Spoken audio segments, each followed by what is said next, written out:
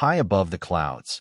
Turbulence shook the plane with a ferocity that left even the most seasoned travelers gripping their armrests. In the cockpit, tension was thick, and decisions carried the weight of life and death. Amid the chaos, a passenger in first class stood up, not to panic, but to take action. What no one realized was that this wasn't an ordinary passenger. The crisp morning air hung heavy with the faint hum of engines at the bustling city airport. Rachel Martin adjusted the strap of her modest leather travel bag as she walked through the expansive terminal. Her dark skin glowed faintly under the fluorescent lights. Her hair, tied back neatly, and her casual outfit, jeans paired with a plain button-up shirt, gave her an approachable air. But behind her calm demeanor lay decades of experience as a decorated Air Force pilot, a truth she rarely needed to announce. Rachel scanned the terminal signs, her eyes sharp but calm, and made her way toward the first-class check-in line. Though she had flown countless times, this would be her first commercial flight since retiring.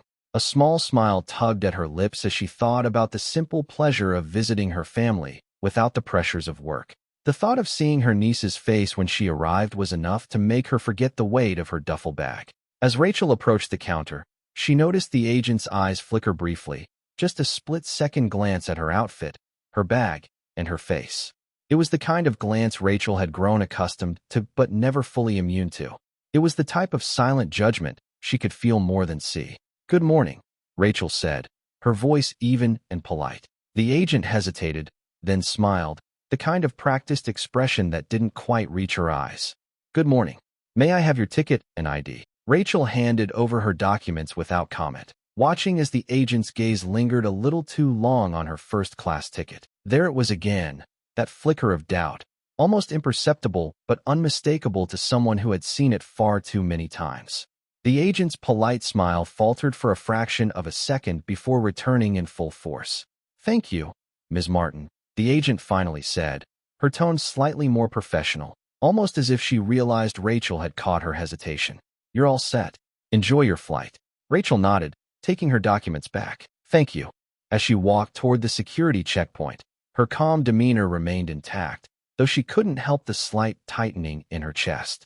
She told herself it didn't matter. It never did, not when she knew exactly who she was and what she was capable of. She wasn't here to prove anything to anyone. The security line moved smoothly, but Rachel caught snippets of conversations around her. A family to her left chatted loudly about their vacation plans, while a young couple debated whether they should upgrade to business class. Behind her, she could feel the faint stirrings of curiosity, a low murmur from two middle-aged men who had noticed her first-class boarding pass. "First class?" "Didn't peg her for it," one of them muttered, just loud enough for Rachel to hear. She ignored it. It wasn't worth turning around or giving them the satisfaction of acknowledgement. She had learned long ago to let such comments roll off her back, though they still left a bitter taste. After clearing security, Rachel approached the first-class lounge, a serene oasis away from the chaos of the terminal. As she entered, the receptionist offered her a warmer welcome than the check-in agent had, perhaps swayed by Rachel's calm confidence. She settled into a plush chair, opened her book, and allowed herself a moment of quiet reflection. This was what she had looked forward to, a brief escape from her meticulously planned military life. The boarding announcement came soon enough, pulling Rachel out of her reverie. She gathered her belongings and walked to the gate, where the flight crew stood greeting passengers. Rachel noticed the captain among them, a tall, middle-aged white man with salt and pepper hair. His posture was commanding, his smile faintly smug as he greeted passengers entering the first-class cabin. As Rachel handed her boarding pass to the gate attendant, she felt the captain's eyes linger on her. When she stepped into the first-class section, the captain followed her movements closely, his expression unreadable but intense. Rachel chose a seat near the window and began settling in, her movements deliberate and unhurried. She could feel the captain's gaze like a spotlight, illuminating her every action. Then, just as she adjusted her bag under the seat in front of her, the captain approached. "Excuse me, ma'am," he said, his voice measured but with a faint edge. "Are you sure this is your seat?" Rachel looked up, meeting his gaze evenly. "Yes, I am." The captain's eyes flickered down to her boarding pass, which she hadn't offered but had placed neatly on her tray table. His lips tightened ever so slightly before he added, "I just want to ensure everything is in order. Sometimes passengers get confused about seat assignments." His words were polite, but the implication was crystal clear. Rachel allowed a pause to settle between them, her gaze unwavering. I assure you, Captain, there's no confusion. For a moment, the captain seemed taken aback by her calm, yet firm response. Then, recovering quickly, he gave a tight smile. Of course. Well, I hope you enjoy your flight. Let us know if you need anything. Rachel nodded once, her expression neutral as he walked away. But as she leaned back in her seat, she couldn't help the slight tension that coiled in her chest. This wasn't new, but it still stung. And something told her this wasn't the last she'd hear from Captain Miles. The engines roared to life as the plane began its taxi to the runway, and Rachel closed her eyes, preparing for takeoff. Little did she know, this flight would take her on a journey far beyond the clouds and straight into a confrontation she hadn't anticipated. The gentle hum of the engines filled the cabin as the plane leveled off at cruising altitude. Rachel opened her eyes and gazed out the window, watching as the early morning clouds stretched endlessly below them. The sky was a soft, pale blue, streaked with golden light from the rising sun. It was a view she had seen countless times before, yet it never failed to strike a chord deep within her. This was home. The open skies, the vast horizons. It was where she belonged. The flight attendant approached, interrupting her thoughts. Would you like something to drink, ma'am? Rachel glanced up and smiled politely. Just water, please. The attendant nodded but seemed distracted, her eyes darting briefly to Rachel's seat and then back to her face. The smile she returned was thin, almost perfunctory, as if offering anything more would cost her. Rachel noticed, but said nothing. She had learned that silence could be just as powerful as words. The attendant handed her the water and moved on, giving a noticeably warmer reception to the man sitting across the aisle in a tailored suit. Rachel took a sip of the cool water and focused her gaze back out the window, letting the faint tension dissipate. A few minutes later, the captain's voice came over the intercom. His tone was smooth and authoritative, the kind that suggested he enjoyed the sound of his own voice.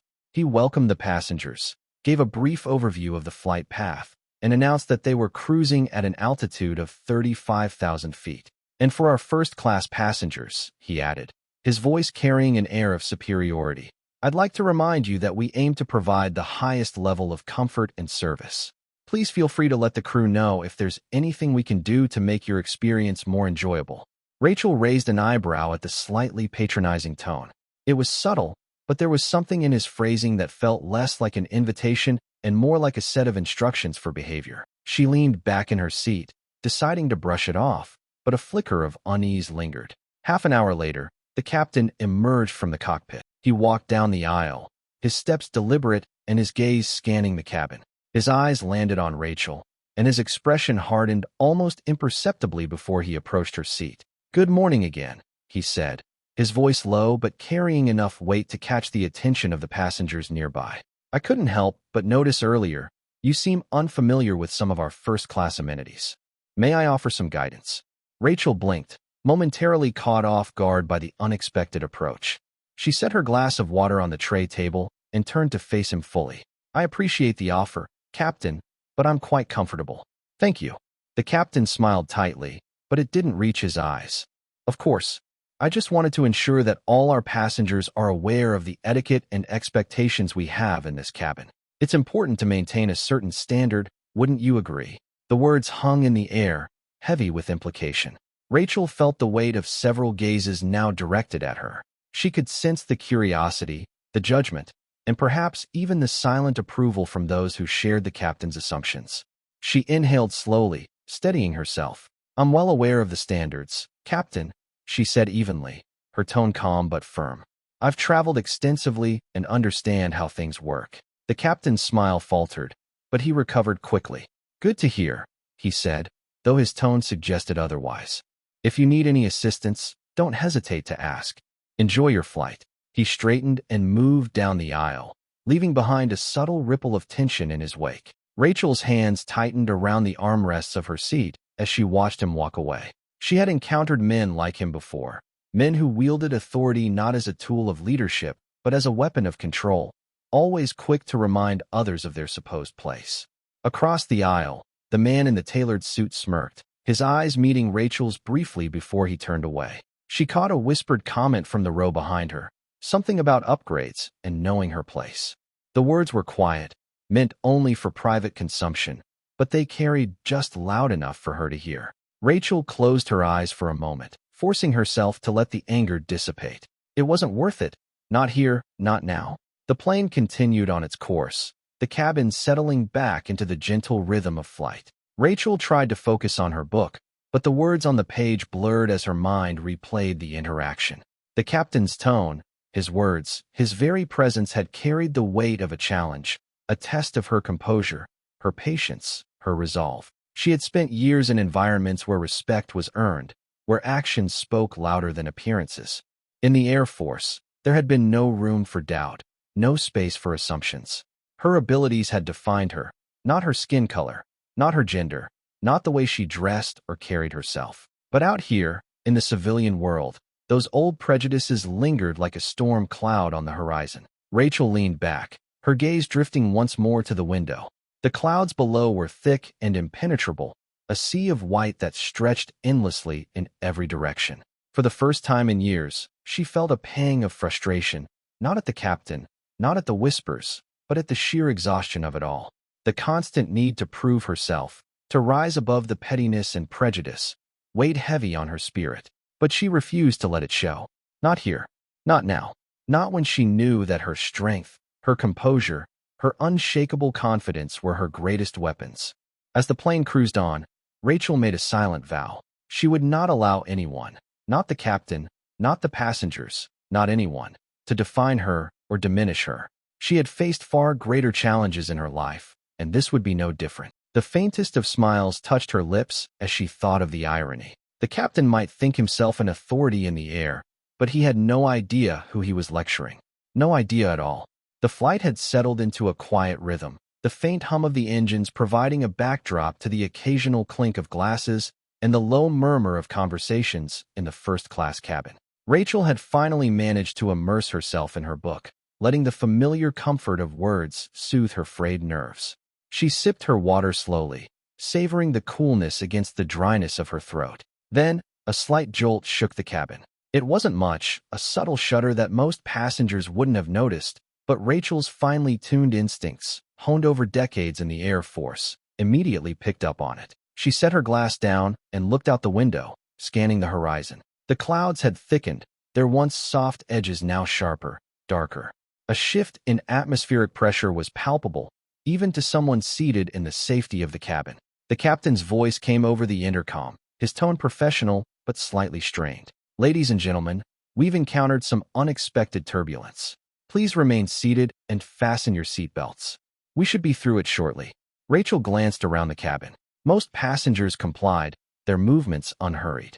A few exchanged nervous glances but quickly returned to their conversations or movies. Rachel, however, kept her gaze fixed on the window, her fingers gripping the armrest lightly. She wasn't nervous, far from it, but her years of experience told her to remain vigilant. The plane jolted again, this time harder. The sudden movement elicited a few gasps. Overhead compartments rattled faintly, and the seat belt signs dinged on with a sharp, commanding tone. Rachel instinctively adjusted her posture, her body leaning slightly forward, her senses now fully engaged. The turbulence grew worse, each jolt more pronounced than the last. Rachel noticed the slight pitch of the plane, the way it dipped and rose unevenly, as if struggling against an unseen force. Her eyes narrowed as she mentally cataloged the possibilities, including wind shear, unexpected storm activity, perhaps even a mechanical issue. She'd encountered it all before, but this time she was powerless to act. The flight attendants moved swiftly through the aisles, checking seat belts and offering reassurances. The man across the aisle from Rachel, who had earlier smirked at her, now gripped his armrests tightly, his face pale. Rachel couldn't help but note the irony. Confidence, it seemed, was as fragile as glass. Then came the announcement. The captain's voice, calm but carrying an unmistakable edge, cut through the cabin. "We're experiencing a bit more turbulence than expected. Please remain seated with your seat belts fastened. We're rerouting to avoid the worst of it." Rachel frowned. Rerouting? That wasn't a decision made lightly. It meant the turbulence wasn't just an inconvenience. It was a risk. Her gaze returned to the window. The clouds were now a deep, swirling gray, and she could see faint flashes of lightning in the distance. She knew what that meant. Cumulonimbus clouds, a pilot's worst nightmare. Storm cells like these were unpredictable, with strong updrafts and downdrafts capable of destabilizing even the most advanced aircraft. Another jolt, harder than before, made the cabin lurch. A drink cart rattled loudly against its restraints, and one of the overhead compartments popped open, spilling a travel pillow onto the aisle. Passengers gasped audibly, the earlier calm now replaced by unease. Rachel tightened her seat belt and sat straighter, her mind racing. The intercom buzzed on again. This time it wasn't the captain's voice, but the co-pilot's, and it carried a note of urgency. Ladies and gentlemen, we're encountering severe weather ahead. Please remain calm and seated. We have the situation under control. But Rachel knew better. The co-pilot's words weren't for her. They were for the passengers. A seasoned aviator like her could hear the strain beneath the reassurances. The careful choice of words meant to conceal the true gravity of the situation. As the turbulence intensified, Rachel's hands rested lightly on the armrests, her body instinctively aligning with the subtle shifts of the plane. She wasn't scared. She had faced far worse in her time. But she was frustrated. Here she was, sitting helplessly while the plane navigated conditions she had mastered hundreds of times before. Then she noticed something odd. The pitch of the engines changed, a deep, uneven whine that sent a chill down her spine. It was a telltale sign of a problem, one that no amount of turbulence could explain. The sound of struggling machinery, of systems under strain. Her instincts screamed at her to act, but she held herself back. She was just a passenger, a retired pilot with no authority here. Yet every fiber of her being urged her to get up, to take control, to do something. She took a deep breath, forcing herself to stay calm, to observe. The plane jolted violently, harder than before, throwing a few unsecured items into the aisle. A collective gasp rippled through the cabin, followed by murmurs of panic. A child somewhere in the economy section began to cry, the sound cutting through the growing tension like a knife. Rachel tightened her seat belt further and braced herself, her eyes darting toward the cockpit door. If things continued like this, they might not have a choice. The captain and co-pilot would need help, whether they wanted to admit it or not. Another hard lurch sent a flight attendant stumbling into a seat, and Rachel made her decision. She unbuckled her seat belt, standing carefully despite the unsteady movements of the plane around her. Passengers stared, their faces a mix of confusion and fear. "Ma'am, please sit down," one of the attendants called, her voice sharp with panic. Rachel turned to her, her voice steady but firm. "I need to speak to the captain." The attendant hesitated, clearly unsure how to respond. "Ma'am, you need to stay seated. It's dangerous." "I understand the risks," Rachel interrupted, her tone brooking no argument. "But I have over 20 years of flight experience, and I know what's happening up there. They might need help."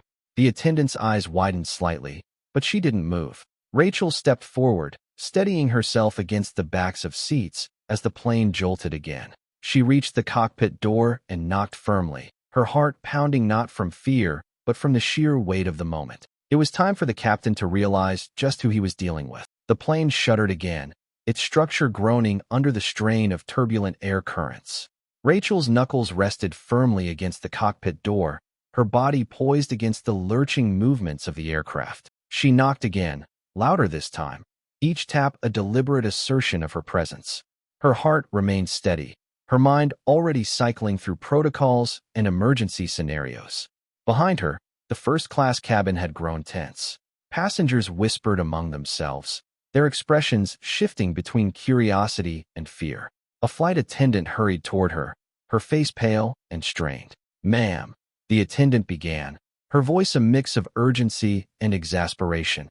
"I need you to return to your seat immediately. The captain is handling the situation." Rachel turned to her, calm but unyielding. "I understand that you're following protocol, but I'm telling you, he might need assistance. I'm a retired Air Force pilot. I've handled emergencies like this before." The attendant blinked, caught off guard. "You're a pilot?" Rachel nodded. "Yes. And if this turbulence continues to worsen, or if that engine pitch is what I think it is, they'll need all the help they can get." The attendant hesitated, torn between her training and the weight of Rachel's words. Another jolt shook the cabin, nearly throwing her off balance. Rachel reached out, steadying the young woman with a firm grip. "Please," Rachel said, her voice quieter but no less resolute. "Just let me speak to the captain." Reluctantly, the attendant pressed a button beside the cockpit door. The small intercom panel crackled to life. "Captain Miles, there's a passenger here insisting to speak with you.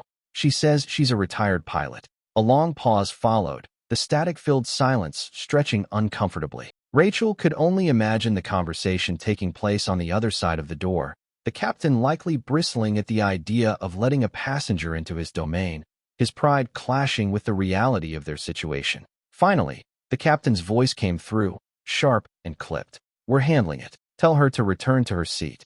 Rachel's jaw tightened. She expected as much, but she wasn't deterred. Leaning closer to the intercom, she spoke directly into it, her tone firm and authoritative. "Captain Miles, this isn't about stepping on your authority.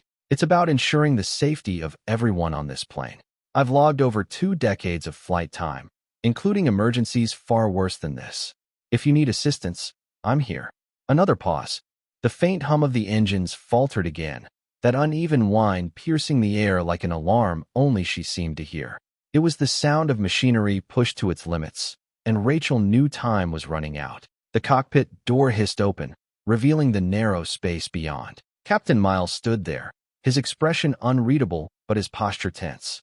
His uniform was immaculate, his captain's bars gleaming under the dim light, but there was a faint sheen of sweat on his forehead.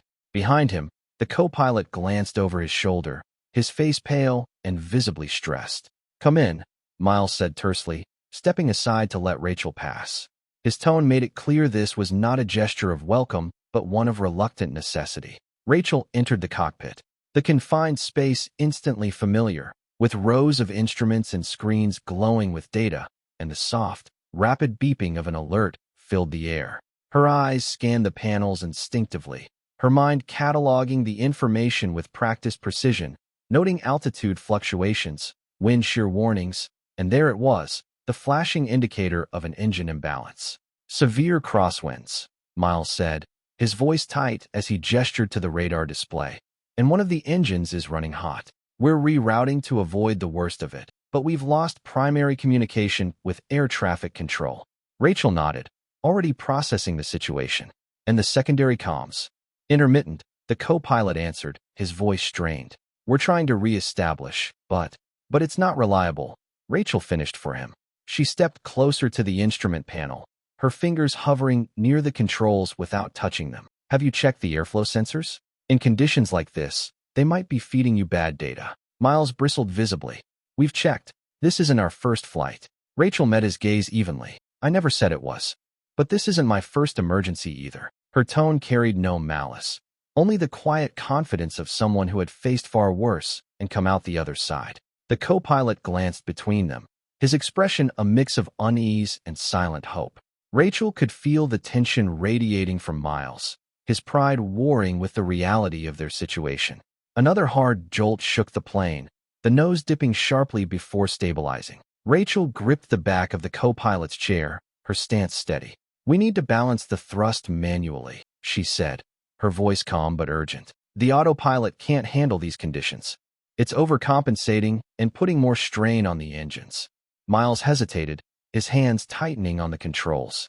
Rachel could see the doubt flicker across his face, the conflict of a man who had spent years in control, now forced to consider the possibility that someone else might know better. "Trust me," she said quietly. "I'm not here to take over. I'm here to help." The co-pilot spoke up, his voice trembling slightly. "Captain, she might be right. The autopilot's adjustments are too erratic. We've already seen a 2% drop in thrust efficiency." Miles exhaled sharply, his shoulders slumping ever so slightly. Without a word, he disengaged the autopilot. The plane shifted almost immediately, the manual controls responding to the finer adjustments of his hands. Rachel leaned over, pointing to the engine indicators. "Ease up on the number 2 engine. Redistribute the load to 3 and 4. They're running cooler." Miles followed her instructions begrudgingly, his movements precise but reluctant. The plane's movement smoothed slightly, the violent jolts replaced by smaller, more manageable vibrations. Rachel glanced at the radar, noting the storm's position relative to their new flight path. "We need to descend slightly to avoid the stronger wind currents," she said, her fingers tracing the weather patterns on the screen. A lower altitude will give you more control in these conditions. Miles gritted his teeth, but nodded, adjusting the plane's trajectory. The tension in the cockpit began to ease, replaced by a tentative sense of stability. For now, they were safe, but Rachel knew the hardest part was still to come. The plane's descent was gradual but deliberate, the nose tilting downward as Captain Miles adjusted the thrust. The cockpit was a cacophony of sounds as alerts chirped, engine indicators hummed, and the faint murmur of turbulence rumbled in the background. Rachel remained close to the controls, her presence a steady anchor in the storm of uncertainty. Her eyes flicked to the radar again, studying the swirling mass of weather ahead. The storm's core loomed like a dark specter, its tendrils stretching out across their path. Rachel could feel the weight of the situation pressing against her, but her focus remained razor-sharp.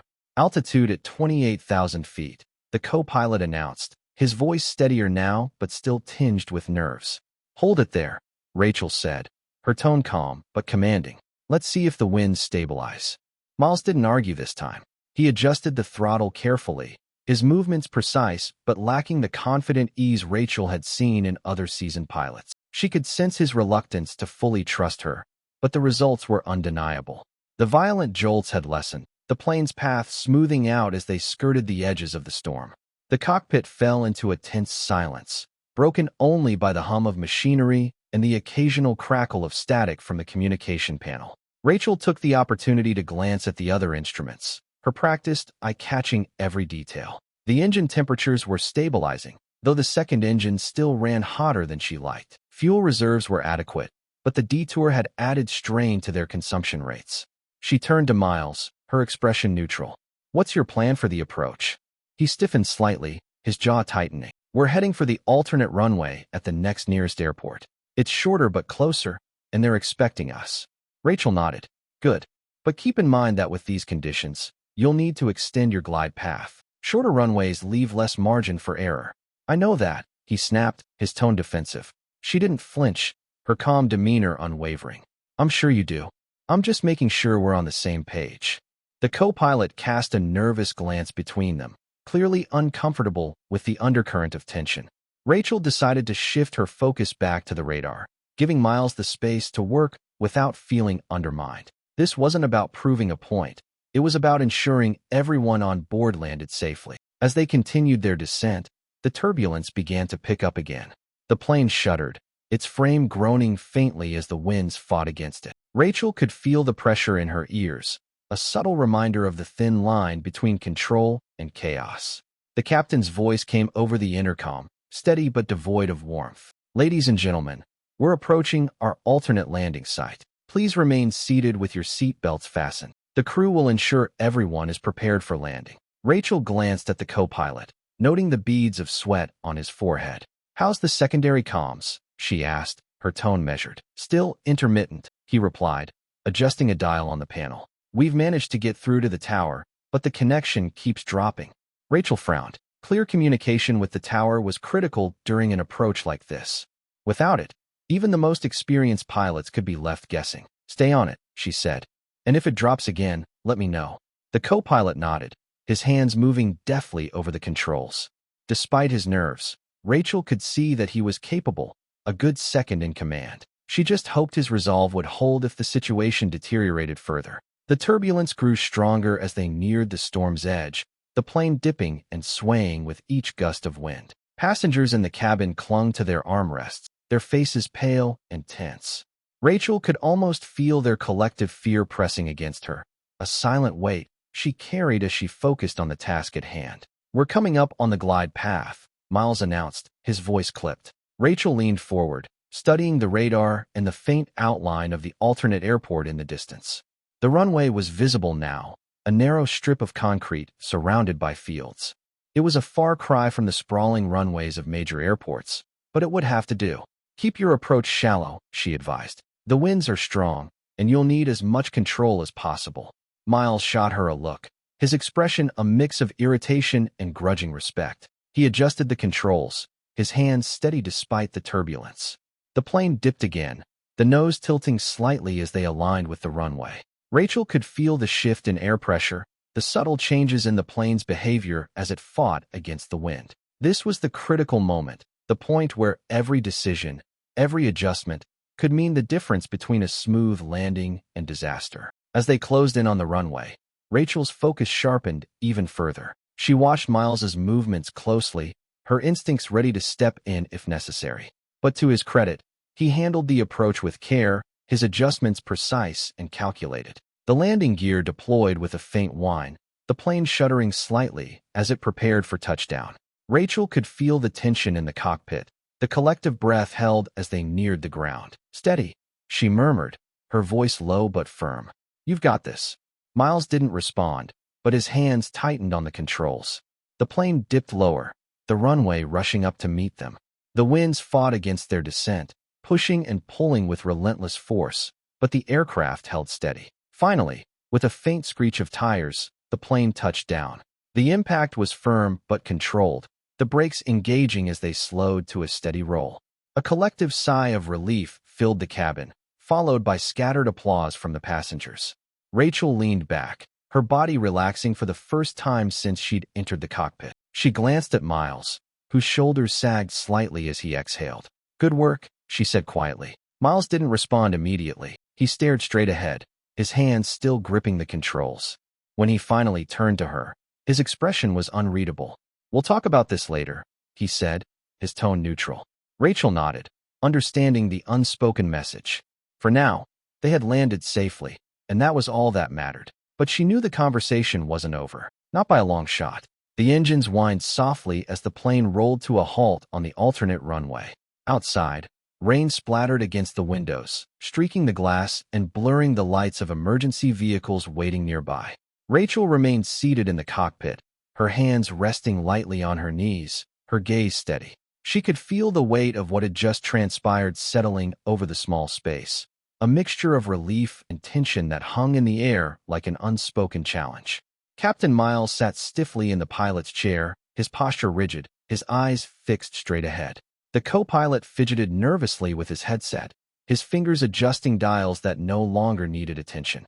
Rachel could see the exhaustion etched into their faces, the strain of the flight evident in the tight lines around their eyes and the sheen of sweat on their brows. "Clearance to disembark has been granted," the co-pilot said finally, breaking the silence. His voice was subdued, almost apologetic. "Ground crews are ready." Rachel stood slowly, her movements deliberate, as if to signal that she wasn't in a rush to leave. Her gaze lingered on the instrument panel, the flashing indicators a reminder of the chaos they had just navigated. She turned to Captain Miles, her expression unreadable. "You handled the approach well," she said evenly, her voice devoid of sarcasm or condescension. Miles's jaw tightened. For a moment, it seemed as if he wouldn't respond, his pride still a wall between them. But then he exhaled sharply, his shoulders slumping slightly. "Thank you," he said, though the words came out begrudgingly. He still couldn't meet her eyes. Rachel studied him for a moment longer, then gave a small nod. She wasn't looking for his gratitude or approval, but she understood the importance of this moment, of acknowledging his effort, even if he couldn't yet acknowledge hers. The co-pilot rose from his seat, stepping aside to let Rachel pass. "Ma'am," he said quietly, his tone carrying a hint of respect. I'm glad you were here. Things might have gone differently if you hadn't stepped in." Rachel offered him a faint smile, her first since entering the cockpit. "You did your part," she said. "That's what matters." She stepped out into the main cabin, where the passengers were beginning to gather their belongings. The atmosphere was charged with nervous energy, a mix of relief and residual fear. Rachel could feel the eyes on her as she walked down the aisle, the murmurs growing louder as recognition spread. "That's her," someone whispered. She went into the cockpit. "What was she doing up there?" another voice asked, tinged with curiosity and disbelief. Rachel ignored the stares, her focus on reaching her seat to retrieve her bag. She moved with quiet purpose, her calm demeanor a stark contrast to the chaos of the flight. As she reached her row, the man across the aisle, the one who had smirked at her earlier, spoke up. "Hey," he said, his voice hesitant. "Were you helping the pilots?" Rachel glanced at him briefly, her expression neutral. "Yes."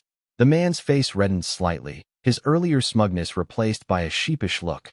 "I didn't realize," he began, then trailed off, unsure of how to finish. Rachel didn't wait for him to find the words.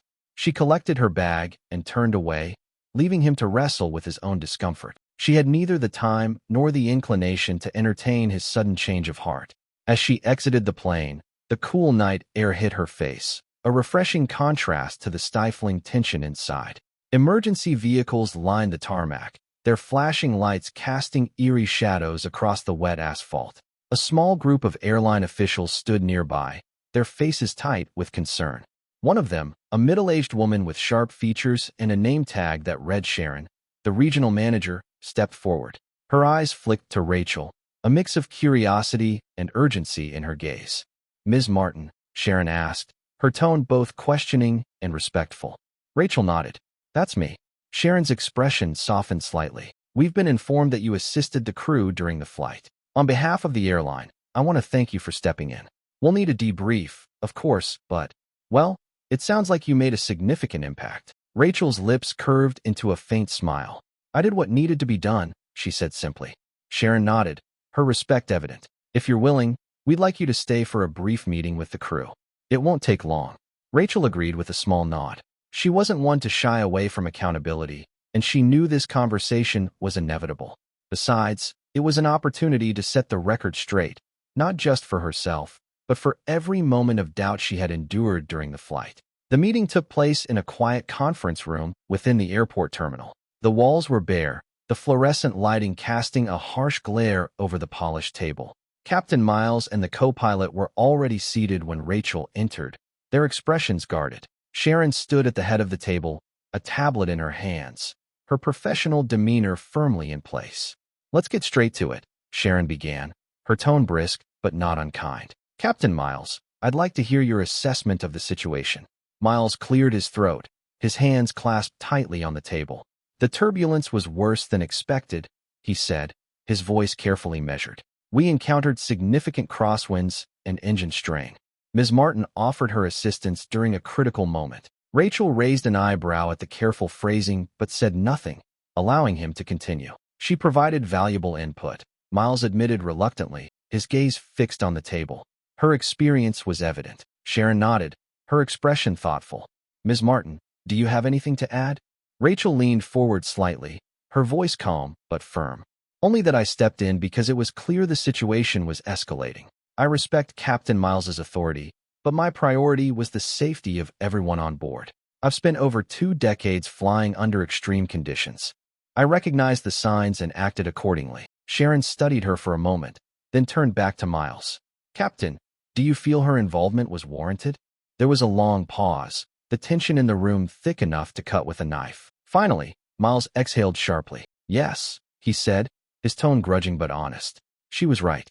The admission hung in the air, a quiet acknowledgement of Rachel's expertise and the biases that had nearly cost them. Sharon nodded, satisfied, and turned to Rachel. "Thank you, Ms. Martin," she said, her tone warmer now. "Your actions were exemplary. We'll ensure this incident is documented appropriately." Rachel inclined her head, her composure intact. As the meeting concluded, she rose from her seat, feeling the weight of the evening begin to lift. She didn't need validation, her actions spoke for themselves.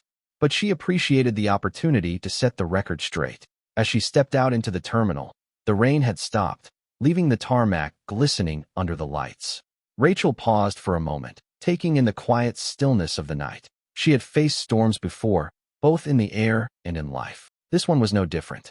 And like always, she had emerged stronger. Captain Richard Miles stood near the glass wall of the airport terminal, his gaze fixed on the rain-soaked tarmac outside. The distant hum of ground crew activity filled the air, a faint backdrop to the storm raging in his mind. The meeting had ended nearly an hour ago, yet its weight lingered heavily on his shoulders. He couldn't shake the image of Rachel Martin sitting across from him, her calm confidence a sharp contrast to his own barely concealed frustration. For the first time in years, Miles felt something unfamiliar gnawing at him, a mixture of doubt and shame. He had always prided himself on his ability to command, to control every situation with precision and authority, but tonight, that control had slipped through his fingers, leaving him exposed in a way he hadn't anticipated. He turned slightly at the sound of footsteps approaching. Rachel Martin stood a few feet away, her posture relaxed yet purposeful, her travel bag hung over one shoulder, her expression unreadable. Miles hesitated, unsure of what to say, the words tangling in his throat. "Captain Miles," Rachel began, her voice steady. "I didn't mean to undermine you. I hope you understand that." Her directness caught him off guard. He cleared his throat, searching for the right response. "You didn't undermine me," he said slowly, the admission tasting bitter. "You stepped in when it was necessary." She nodded, her expression softening slightly. "Good. Because this wasn't about authority. It was about the safety of everyone on that plane."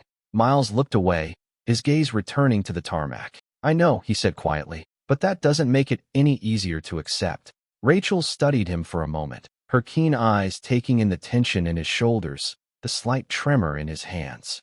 She had seen this before, the aftermath of adrenaline, the weight of realizing how close things had come to disaster. It wasn't weakness, she knew, but the human side of a profession often shrouded in pride. "You did well on the landing," she said, her tone sincere. Under the circumstances, it was a solid approach. He glanced at her, surprised by the compliment. "You mean that?" "I don't say things I don't mean," she replied simply. "You kept your composure when it mattered. That's what counts." Her words settled over him like a balm, easing some of the tension he hadn't realized he was holding. He nodded slowly, his pride giving way to a grudging respect for the woman who had stepped into his domain and shown him what true leadership looked like. The silence stretched between them, not uncomfortable, but charged with unspoken thoughts. Finally, Miles spoke, his voice quieter now. "You're retired military?" "Air Force." "Air Force," Rachel confirmed. "I flew for over 20 years. Fighter jets mostly, but I've logged plenty of hours in transport aircraft too." Miles let out a low whistle. "Fighter jets. That's impressive." She gave a faint smile. "It taught me a lot about precision, about staying calm under pressure, and about working with people who don't always see eye to eye with you." The last part wasn't pointed, but Miles felt its weight nonetheless. He shifted his stance, his fingers brushing against the stripes on his uniform sleeve. "I'll admit," he said, his tone hesitant, "I didn't give you the benefit of the doubt when you stepped into the cockpit. I assumed the worst." Rachel didn't react immediately. She let the words hang in the air, giving him space to continue. "I was wrong," he said finally, the admission coming with visible effort.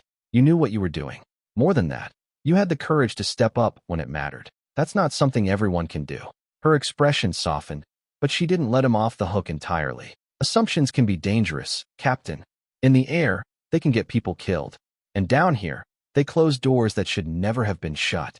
Miles nodded, the truth of her words cutting deeper than he cared to admit. "You're right," he said quietly. "I've got some things to think about." Rachel tilted her head slightly, her gaze steady. "We all do.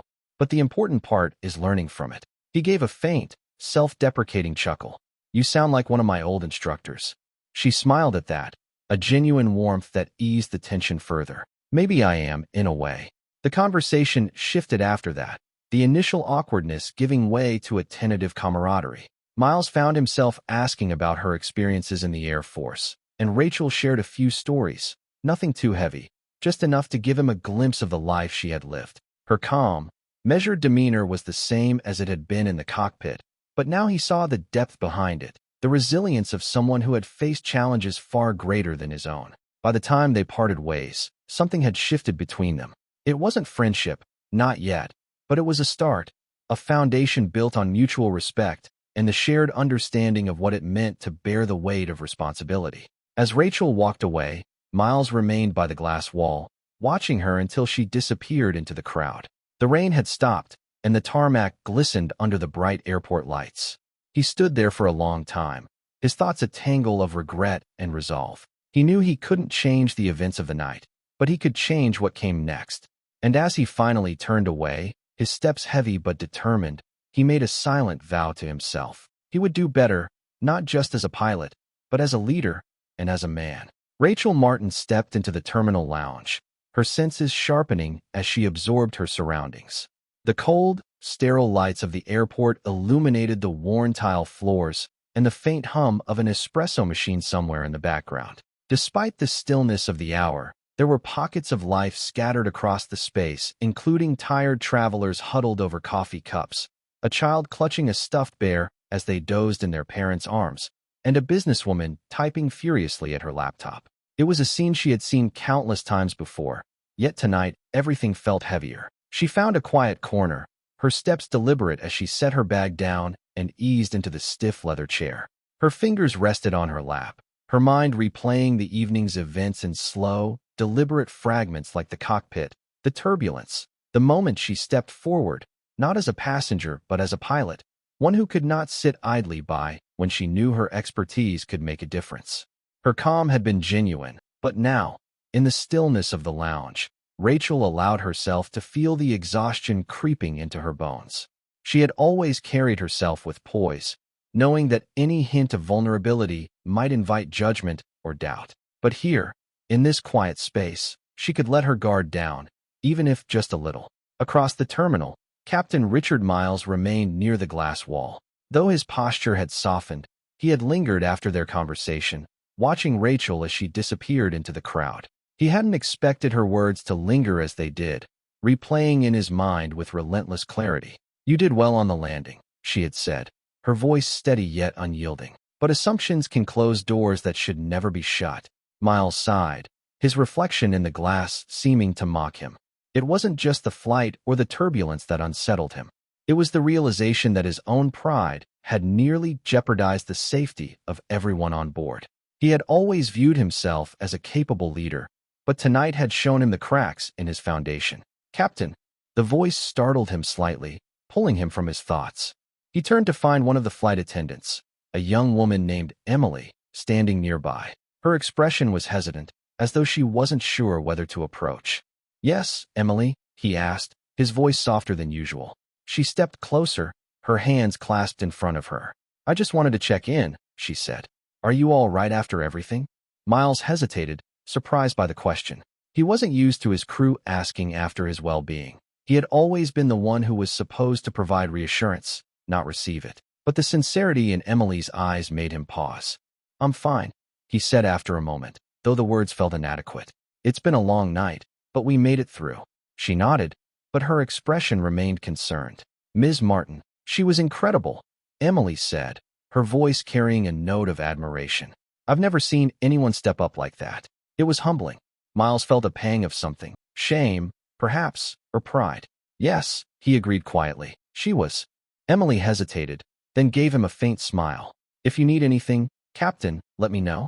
We're all here for you." He nodded, his gratitude unspoken but genuine. As she walked away, he found himself glancing toward the direction Rachel had gone. He wasn't sure why, but he felt the need to see her again, not to apologize further, but to acknowledge something deeper, something he hadn't fully understood before tonight. Rachel sat with her back straight, her hands resting on the armrests of her chair as she stared out at the rain-slicked tarmac. Her mind wandered, sifting through memories of past flights, past decisions, and the countless moments that had shaped her into the woman she was today. The sound of approaching footsteps pulled her from her reverie. She turned slightly, surprised to see Miles standing a few feet away, his posture hesitant but determined. He looked different now, less rigid, more reflective. She gestured to the chair opposite her, inviting him to sit. He hesitated for only a moment before accepting, lowering himself into the seat. For a few moments, neither of them spoke. The silence was not uncomfortable, but charged with the weight of everything that had been left unsaid. "I wanted to say something," Miles began finally, his voice quieter than she had ever heard it. "After everything that happened tonight, I've realized how much I have to learn." Rachel tilted her head slightly, her expression neutral. "Learning is a lifelong process, Captain," she said. "No one gets it right every time." He nodded, his gaze dropping to his hands. "I've always thought of myself as a good leader," he admitted. "But tonight, I saw my own limits. And I saw what real leadership looks like." Her brows lifted slightly, but she remained silent, letting him continue. "You didn't just take control when you stepped into that cockpit," he said. "You brought clarity, confidence. You didn't hesitate. And because of that, we made it through." Rachel leaned forward slightly, her voice calm but firm.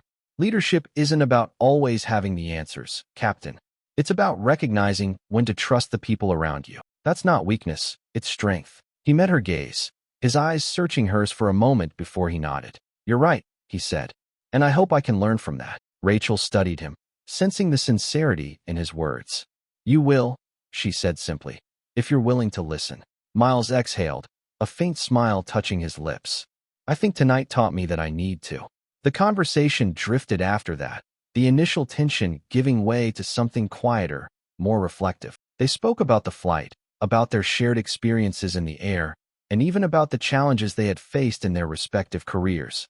For the first time, Miles saw Rachel not as an outsider, but as a peer, someone who understood the weight of responsibility as intimately as he did. When they finally rose to part ways, the rain outside had stopped, leaving the tarmac glistening under the terminal lights. Miles extended a hand, his grip firm but respectful. "Thank you, Ms. Martin," he said, his voice steady. "Not just for tonight, but for the lesson." Rachel shook his hand, her expression softening. "Take it to heart, Captain," she said. "And remember, every flight is a chance to do better." He nodded, her words settling over him like a quiet promise. As she walked away, her silhouette disappearing into the terminal's glow, Miles felt something shift within him. Tonight had been a reckoning, not just with the storm outside, but with the one inside himself. And he vowed that the man who had stood in that cockpit, hesitant and uncertain, would not be the man to step into the next.